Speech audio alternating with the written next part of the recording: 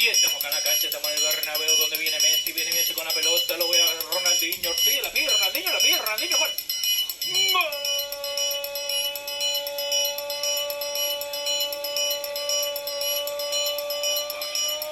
De cabeça, olha o chance, olha o gol, golaço!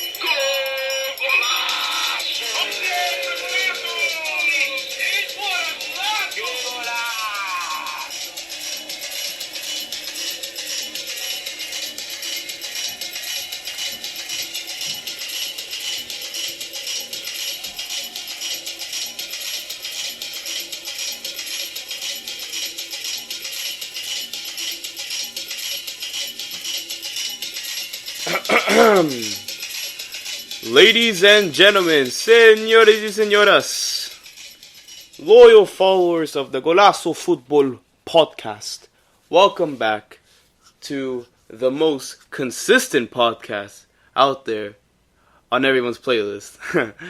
Well, consistent starting as of now. I'm a man of my word, folks. Let me tell you. Yeah, I was absent for a couple of weeks, as I explained on the last episode, but I promised you we're coming back every single Wednesday until the end of time, hopefully. So, yeah, a lot has happened in the past week in the world of football, you know. Transfers, preseason friendlies, as the major tournaments this summer have come to an end. But first, I would like to just say that this episode is being recorded live Wednesday, the day of the release date of this episode, not like the previous episode, so I am all up to date. Because last time around, last Wednesday when the episode was released, and when I had it pre-recorded, there is big news that I had missed that I did not mention on the episode. So if you missed the part where I said this is pre-recorded, you may have said, well, why isn't he mentioned De Ligt? So basically, Matthijs de Ligt is now a Juventus player. So he had many options to leave Ajax for a bigger destination, obviously, because you know he is a wonder kid. He is one of the best center backs in the world already, and he's not even 20. He had PSG, he had Bayern Munich, he had Barcelona, he had Juventus, he even had Manchester United, but let's face it, he was never going to join Manchester United. No shot. He was not going to join a Europa League team. I mean, I'm not one to talk because Arsenal are also a Europa League team, but still. That was pretty ambitious for them to actually think they had a chance. But no, yeah, he went to Juventus, and what was kind of a surprise because, in all honesty, everybody thought, oh, Barca 100% is going to reunite with Frankie de Jong. But no, he went to Juventus, surprisingly. And then for a while, there was, for about a week or so, there was like rumors of like him already agreeing personal terms with PSG. And the football world, from what I can recall, was like, oh my gosh, why is he going there? He's going to ruin his career, yada, yada, yada.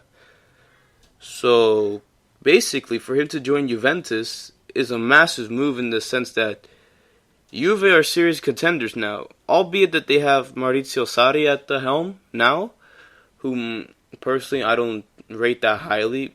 I mean, not in the Premier League at least, based off his first season. Yeah, he needed more time, and I think it was harsh for Chelsea to let him go like that. I think they're gonna regret it.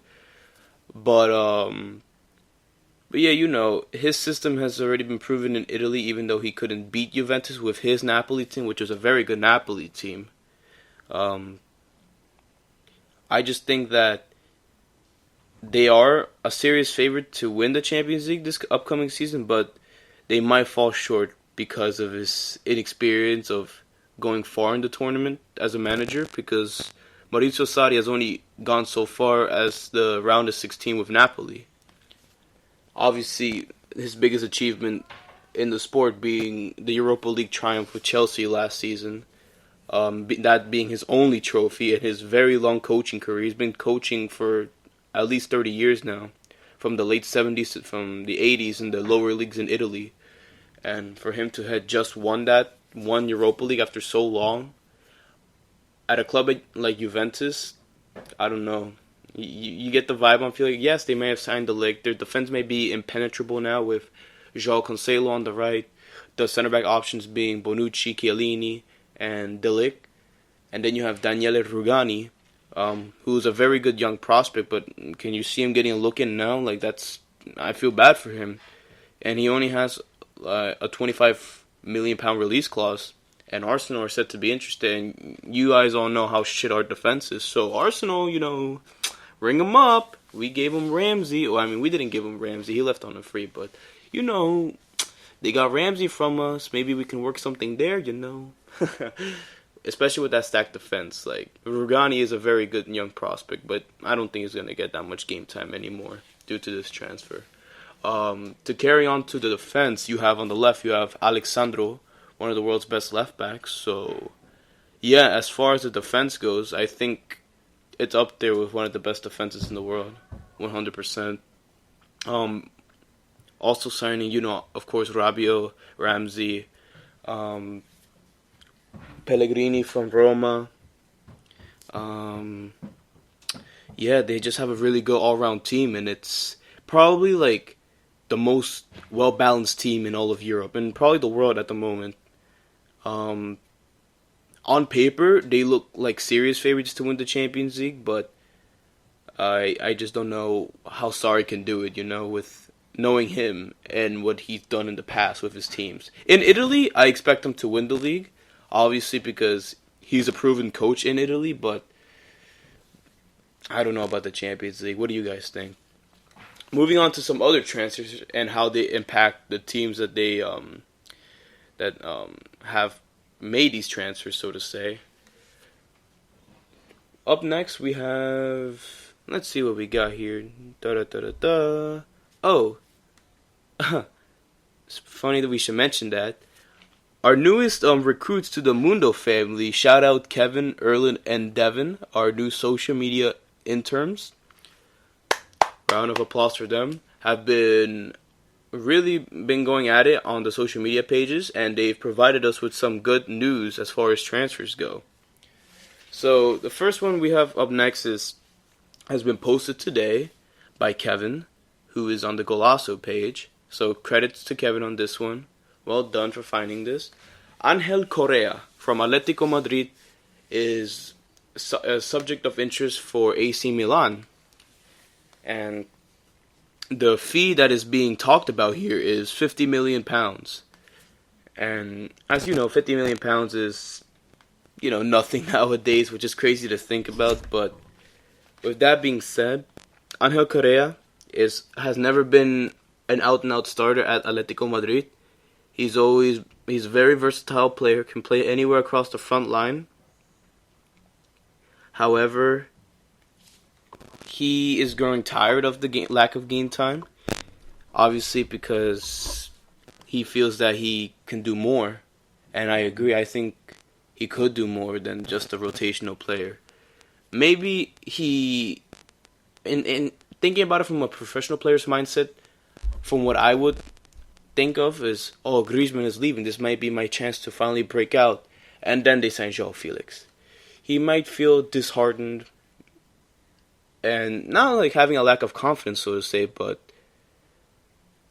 that's just, I don't know. I just think that he may think that his talents and his efforts are unappreciated by Simeone and the rest of Atletico Madrid. He's always been a very good utility and versatile player to have off the bench. Good, hard-working player, as Simeone loves it. However, the reported interest from AC Milan has caught his interest and his agent's interest because this is a good chance for him to not only test himself in not an equally as hard league, that's up for debate for you people, whether Serie A is harder than La Liga, but it is not only that, the chance to play in a new league, new country, live a new lifestyle, all that comes with it, but it's also a chance to finally nail down a starting berth in a good team such as AC Milan. Yes, not a powerhouse team, but at least not anymore, unfortunately, as we all know, but a pretty good team that has an exciting project being built. And basically, it's a chance for him to finally get a starting berth into the Argentinian national team. Because honestly speaking, I think he has what it takes to be at the highest level. He's still very young.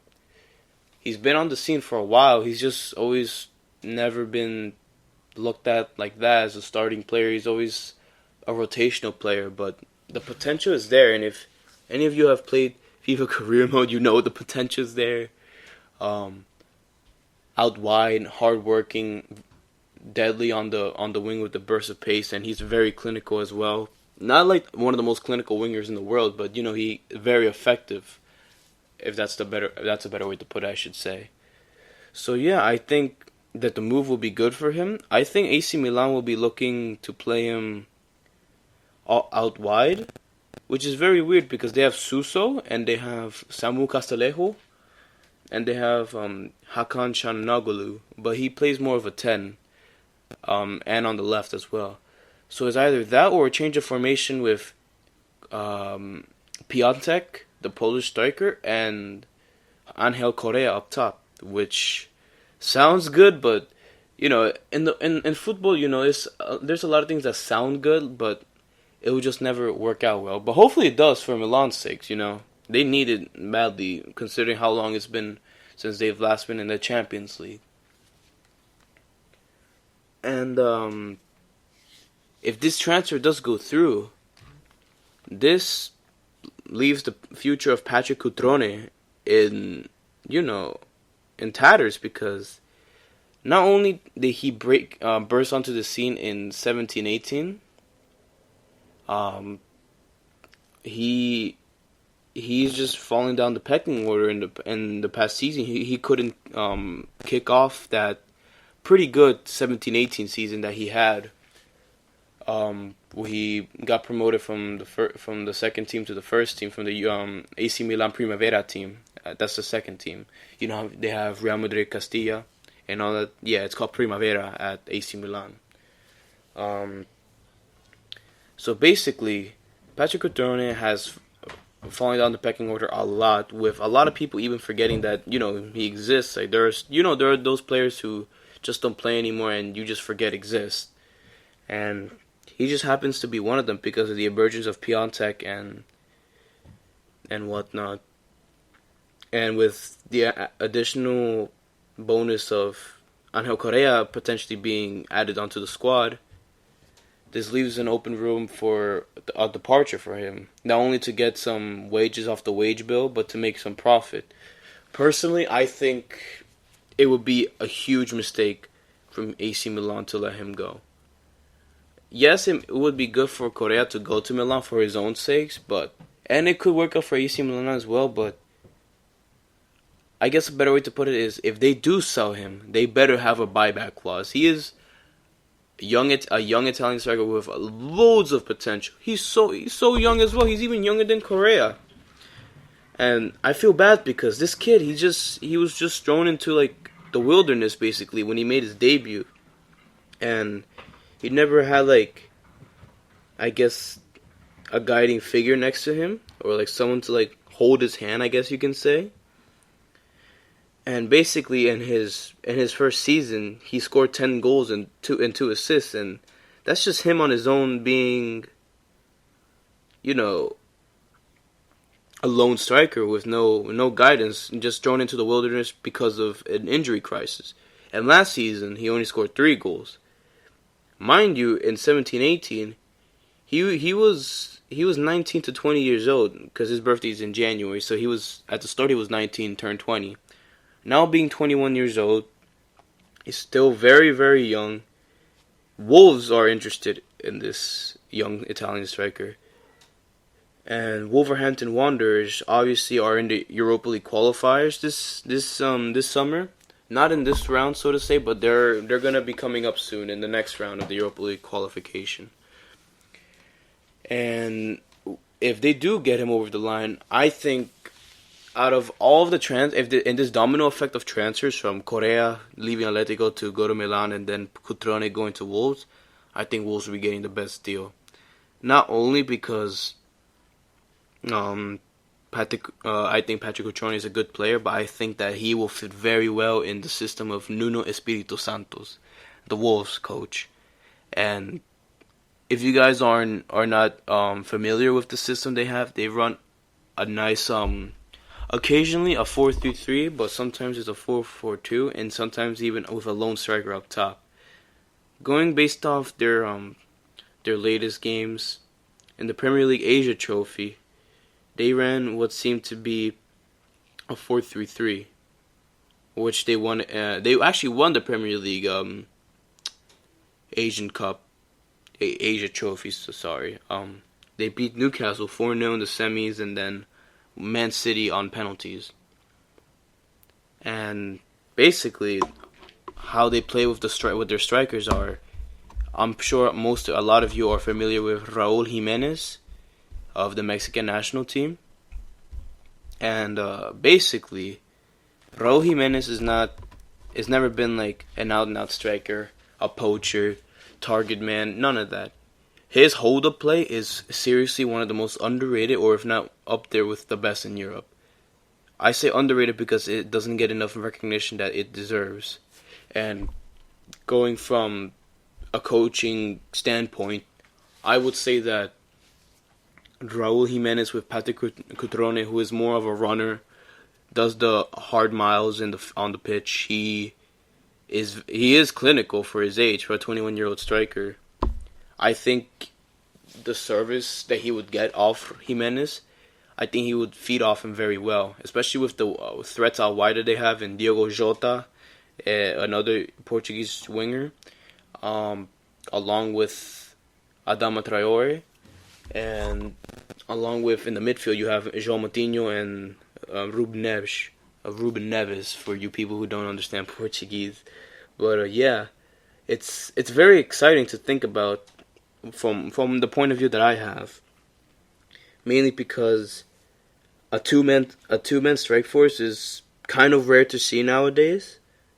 You never see teams playing with two strikers up top. It's all about the wingers now, which isn't a bad thing, but it's like a kudos to the good old days where teams would just throw out big man, little man up top and play a rigid 4-4-2.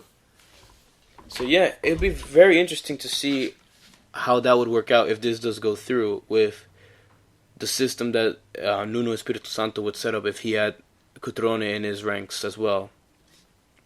So yeah, I think it's a very interesting merry-go-round, and it's a pretty common thing to see the domino effect as far as transfers goes in football. For example, in January 2018, we had Olivier Giroud going to Chelsea, leaving Arsenal. Arsenal then getting getting Pierre-Emerick Aubameyang, and then Dortmund getting Batshuayi on loan from Chelsea. It's funny how it all works. And then this summer you had Chelsea getting Higuain from AC Milan, who was not actually at Milan, but on loan from Juve at Milan. Cancelled loan, therefore went towards Chelsea.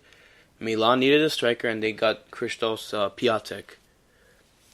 And the latest domino effect, excluding the one I just mentioned, this is also a shout out to our new social media interns. As you guys all know, Taguai Ndombele left Olympique Lyon to go to Tottenham Hotspurs. Recently, Tottenham Hotspur made 2 transfers in a single day, and it was the first time they had made a transfer in over 800 days, which is just insane to think about. The fact that they've done so much without any transfers. Their last transfers before the 2 transfers was Lucas Moura in January 2018, and they didn't spend a single penny summer 2018 or winter or January 2019. As you know, it's very crazy to think about. The 2 transfers on that day were Jack Clark from Leeds United, who immediately got loaned back for this season. Young 18-year-old prospect who scored 2 goals and had 2 assists in 4 starts for Leeds United, although he made 22 appearances overall, with the remaining 18 being off the bench. In total, he only played 808 minutes, but to score 2 goals and 2 assists, I think that's pretty impressive in that limited amount of time as an 18-year-old in that division. Mind you, at the start of the season, he was 17 as well. So, kid just got his license pretty much, and he's already scoring in the championship. It's crazy to think about. And then you had the big one, Taguai Ndombele, for 60 million euros, smashing or pounds, rather, sorry. This whole British currency is not, it's kind of hard to wrap your head around because we're used to dollars over here, and the currency is so much different. But basically, he is their new record signing. Personally, I'm very scared as an Arsenal fan for this signing. Honestly, he is such a good defensive midfielder. He is a destroyer in the midfield. He is what Moussa Dembele was for them, the Belgian Moussa Dembele, just a destroyer in the midfield. I think him alongside Moussa Sissoko, who is a box-to-box engine that never stops running. Oh God, like Moussa Sissoko is a good player as it is, and midfield, as strange as that sounds. But Taguai Ndombele added to those ranks. Oh shit, man! Like, fuck, like that sort of thing. Like, god damn it, bro! I can't. It's frustrating. No, not because they're my rivals, but because he's a genuine good player. And I'm not gonna say he's shit because he went to Spurs. Honestly, I'm saying it because he's one of the best young midfield prospects in the world. And the fact that he chose Spurs to play under Mauricio Pochettino in the system that is literally built for him, it's just it's a hard pill to swallow, honestly. It would be easy for me to say, honestly, yeah, he's gonna flop, but no, I think he's the real deal. I think he's got it under control. as bad as it sounds. Oh my gosh. But not to get too off topic, as far as the domino effect goes, he went to Spurs. So now Spurs want more transfers, right? Because they saved money after all this time. And their other transfer target was Giovanni Lo Celso. Now, you guys in the past with me and Andres and Mike in a few episodes have heard me talk about Giovanni Lo Celso and how good I believe he is. And how badly I think the Argentinian national team needs to use him in the right form. It's like what I've said before, where players play better for either national teams or club teams, and they can't do the same for vice versa, you know. And for Giovanni Lo Celso, obviously, I think he's a number 10 from what I've seen him play. He is so explosive, it's unreal. Like, you have number 10s that are just slow and sluggish, like Mesut Ozil, perfect example. But then you have this kid, he's just a burst of energy, and literally an energizer battery. And the fact that he can play deeper as well, like that's just great. Like what more do you want than a hardworking number 10? That's what I look for in a number 10, honestly. A hardworking number 10 that's willing to do all the extra running and drop back when needed into center midfield to like a number 8. And we saw a little bit of that at the Copa America from him playing deeper. And from his time at PSG, not really getting the chance to flourish like that. Especially because PSG don't play with number 10s. They just play flat 4-3-3s. And at Betis, under Quique Setien, you guys know from previous episodes how good I believe this coach is, how good the system is. It just fits him perfectly. And you can see why Spurs want him, just in case Christian Eriksen does leave, because for most of the window, well, at least for like the beginning part of the window, you had this big rumor that Christian Eriksen was going to leave Tottenham and join Real Madrid. Apologies for that. And then you had this sudden link all of a sudden. Shout out to Devin for this one of the new social media interns. Atletico Madrid want him like. I don't know where it just came out. I'm like, what? I don't think there's much truth in that, but it's just a real shocker. It was a real shocker to see that, especially considering how much business they've done. It'd be pretty weird to see them spend even more money. This is really already unlike Atletico Madrid as it is, but I really don't think it's gonna happen just because how much they've spent already, and the fact that I don't think he'd fit in the Simeone system, because Eriksen, like I said, best at number 10, but could play deeper, and then at Real Madrid, the links died down because they got Hazard and they made all these other transfers, and Pogba emerged as a target because he had like his disputes with Manchester United and whatnot.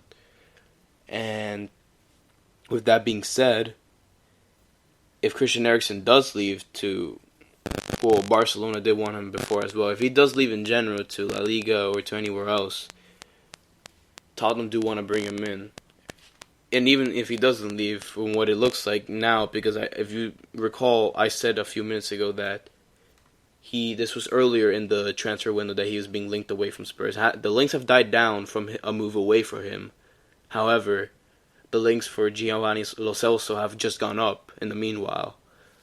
So if they manage to keep Eriksen and then add Lo Celso to their ranks, I think Spurs probably would have the second best midfield in the Premier League behind Manchester City. 100%. If you guys recall, I talked about Rodri and how I think that's one of the signings of the summer. Yeah, so with that being said, and how much I elaborated on it last week with De Bruyne, with Bernardo Silva, with Rodri, with Fernandinho as a backup now because he's aging.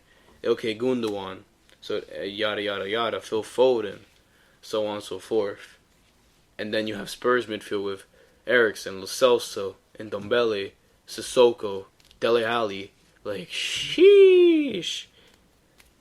But yeah, let's see what happens. Apparently, Giovanni Lo Celso is close to completion because now this is where the domino effect comes in.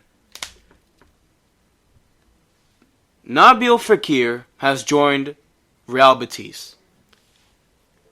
Nabil Fekir, last year who failed his medical at Liverpool for a £60 million move, joined 1 year later Real Betis for £20 million. Thus, potentially allowing Lo Celso to leave.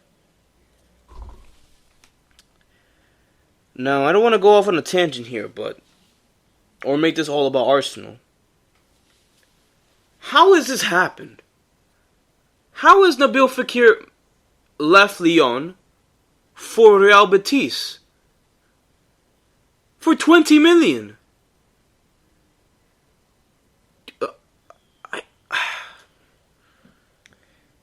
What gets me frustrated is we still have Ozil, and he's crap, and we could sell him for at least 25 million. I know he's crap, but at least he's a big name, Mesut Ozil, and the shirts would sell no matter where he goes. And then this guy, Nabil Fekir, one of the best attacking midfielders in the world when he's not injured, because he does have his fair share of injuries throughout his career, like massive injuries such as ACLs, has gone to Real Betis, who finished mid-table in La Liga, for £20 million. Not even just Arsenal. Teams like Liverpool, who wanted him last year. Teams like Manchester United, who want Nicolas Pepe, and we'll get into that.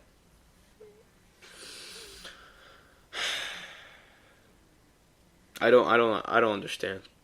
I don't get it. Like, I'm not disrespecting Real Betis because you guys know I love Real Betis.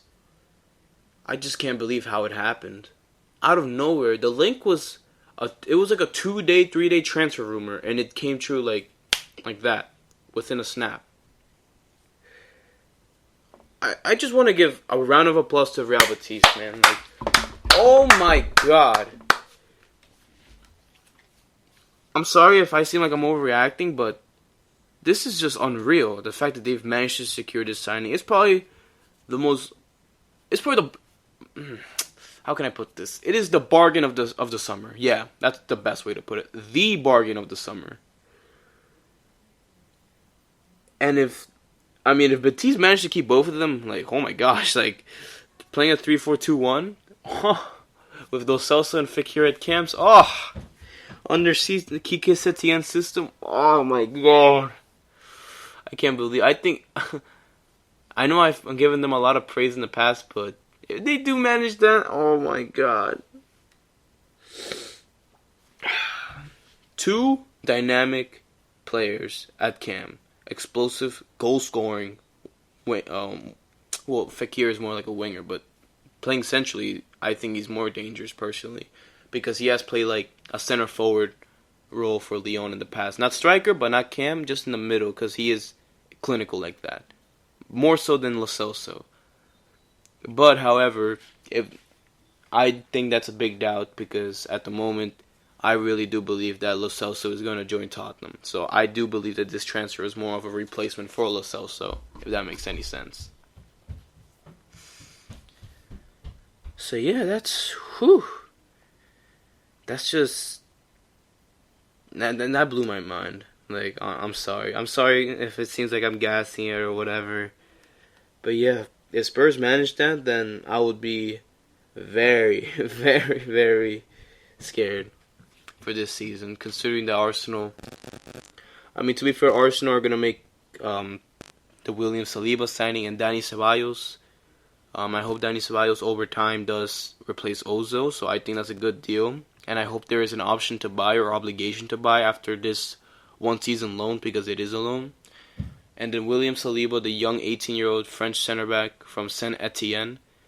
Apparently they're both in London doing medicals, but Saliba, of course, being that young, it is always a risk to throw in youngsters like that in the Premier League.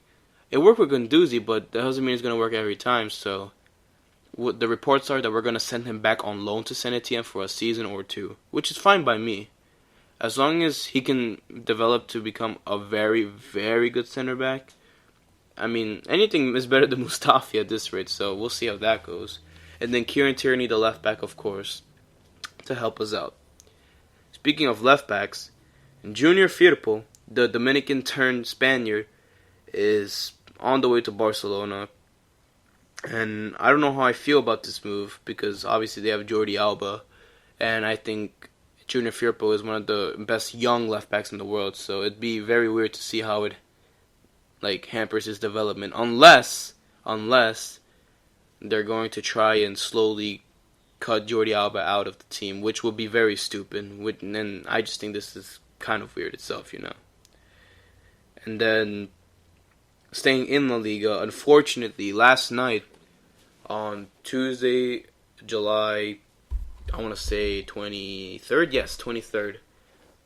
Marco Asensio ruptured his ACL and what was a very nasty injury. Nothing like bone popping or anything like that, but in the preseason friendly against Arsenal in Washington, D.C., he went for the ball and collapsed. And obviously, viewing two ACL injuries happen to two Arsenal players, Rob Holding and Hector Bellerin this season, I've kind of educated myself on it because it happened very quick. In 2 months, two ACL injuries for Arsenal, that was just crazy. And when I saw him try to get up and I saw his knee wobble on watching this on television, of course, I knew it was bad from the start because he tried to get up, the knee was wobbling. I was like, nope, he's gone, ACL. Same thing happened to Rob Holding, same thing happened to Hector Bellerin, and I just wish Marco Asensio a speedy recovery because he actually did score in that game. Arsenal were 2-0 up. Gareth Bale came on the scene. We'll talk about that soon. And then Bale opened up the scoring in the second half. We were 2-0 up at halftime, and then Asensio equalized. But the fact that happened to still a very young player, it's crazy to think about that he's still so young because he's been on the scene for years now. Gets injured like that. ACL injuries are or probably, if not the worst, one of the worst injuries in the sport, in any sport, so to say, one of the worst type of injuries in general that can happen to anyone. So I wish Marco Asensio speedy recovery. Reports are it's looking like 8 months, which is the majority of the season, which blows because I don't think this has been talked about enough on Bleacher Report, on any type of media, from what I've read so far. But this is next summer. It's the Euros, and at this rate, I don't think he's gonna make the Spanish national team squad because it'd be a race against time for fitness, and this is very unfortunate for that to happen to such a young and talented player. So get well soon, Marco Asensio. He's one of the best young players in the world still, despite having a rough season. A rough 2 seasons, I should say. 16-17 was phenomenal, but it's been harder since. But I think that obviously the talent is still there. So speedy recovery to Marco Asensio. And yeah, it's sad when these things happen in the sport. You never really want to see these things, but staying one more time in Spain before we head out of Spain. It's kind of funny that we say it because in Madrid we have this horrible injury, while in Barcelona we have another awful thing that may happen to Barcelona. Not as bad, but I doubt this will happen anyway. But could you imagine if Antoine Griezmann's move to Barcelona just all of a sudden collapses, even though it's already been done? Apparently this morning, news outlets have reported that Atletico Madrid are seriously frustrated with Barcelona for not paying the full release clause and only paying a chunk of it. The release clause being 180 million, while Barcelona only paid 108, and thus trying to lower it, trying to cheat Atletico out of it. And according to La Liga, they can revoke the transfer, even though he's already been presented and whatnot, and played a preseason friendly against Chelsea yesterday, which Chelsea won 2-1, where Christian Pulisic made his debut as well. It'd be kind of fucked, honestly. This man waited a while to move to Barca, made a video about it on May 14th, but then had to wait over 2 months for it to go through because it was oh, we want Neymar, oh, it might not happen, but I already said goodbye to Atletico, they're not going to take me back. And then he gets presented, plays a preseason friendly, and that ends up canceling his contract. Could you imagine? And going back to Atletico Madrid? Sheesh, bro. That would be the biggest L of the century. 100% if that happens to Antoine Griezmann. Mike may say he would have deserved it, and Atletico fans as well.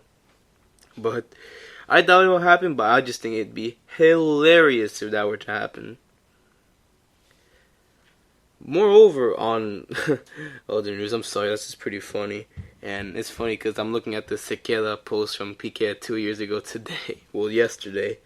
Man, what is it with La Liga? Especially Barcelona getting into all this type of nonsense. It's just hilarious. But yeah, folks, we're going to keep it at another short episode today. Just because I don't want to keep on talking about transfers. So I'm going to end it on a story. A dramatic story. And it seems like everyone has their popcorns out every single day to see what quotes come out from this. Because it's crazy to think that Zidane said this about one of his own players. Nonetheless, you guys all know what I'm talking about. It's about Gareth Bale. Now let me just put it into context. Gareth Bale has played 231 games for Real Madrid, scored 102 goals, provided 65 assists, and has won 14 trophies. Zidane has played about 4 games less, only has 49 goals, has 1 more assist than Bale, and has only won 6 trophies at Madrid. This is during the playing career, of course.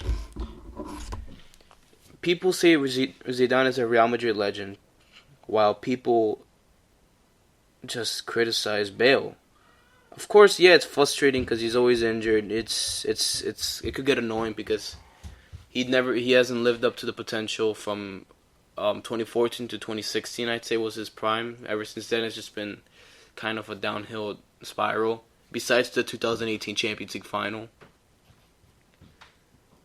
but for Zidane to say after the friendly against Bayern Munich that he hopes he leaves soon. Well, he says we hope he leaves soon. He will leave soon. We are working on his transfer to a new team. To hope for a player to leave that's just like what? For the coach to say that? Especially Zidane, like, he's always been soft-spoken, never want to speak on matters like that. Like, wow. And then you have Gareth Bale's agent hitting back at Zidane, pretty much stating that he's disrespecting Bale, and the fact that Bale has done so much for Madrid,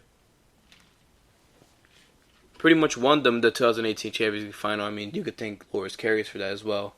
The 2014 Copa del Rey, scoring in the 2014 Champions League final, a La Liga winner, which is a whole team effort. Like, I don't get it. Like, yeah, Gareth Bale it doesn't fit into Zidane's system. Yeah, that's fine, but it's just wrong on both ends because you have Bale's agent talking out of his ass, pretty much saying, "Oh, Bale's not leaving. He's gonna stay, and if he doesn't play, he's just gonna play golf for the remainder of his contract." And then you have Zidane trying to like oust him out or whatever, and photos of him of allegedly having Bale as a ref during like a training session game. Like, it's just back and forth nonsense, honestly. It's just all kind of ridiculous at this point. And I feel for Bale, and I feel for Madrid fans to be, having to have this happen to their club. I just think that both parties are wrong. I do think Bale should leave for his own career's sake, not to China where he's gonna get lucrative money, but I just think he should move for playing time, for somewhere he's actually going to be appreciated. Maybe back in the Prem, whoever could afford him. Like, I know Spurs can't really deal with those wages. Not PSG, because I did hear of a PSG swap move for Bale and Neymar, which would be so stupid on PSG's part. Maybe a Bayern Munich if they want to splash out the cash, if they can't get Leroy Sané. I don't know, somewhere, Serie A, we'll see, but MLS, come to NYCFC. No, but it's just kind of stupid, like, all this drama. Like, these are all grown men fighting about, like, oh, like, I don't want you here. Oh, but I want to stay. Like, it's all kind of dumb at this point. I for one think Bale should leave, but not to be ousted out like that. I think he deserves to be treated as a Real Madrid legend because he is part of the 3 in a row. He was a part of La Decima, the long-awaited La Decima in 2014. Man of the match in one of the UCL finals. Like, I'm not defending Bale, nor am I defending Zidane, but I do think Bale should be giving a little bit more respect. Also, Bale and his agent should be giving Zidane and Real Madrid a little bit more respect because this just all makes the supporters look stupid. Like, what the hell is going on at your club? So I think it's just split even in this case. What do you guys think about the Bale situation? Leave your comments on our post at Mundo de Football, Golazo FP, MDF Merchandise. Those are our pages on social media. You can follow us on Instagram and Twitter. Find us on Facebook, Facebook as well. You guys can listen to us at iHeartRadio, Spreaker, Google Play Music, Apple Podcasts, Spotify, SoundCloud. You know the vibes.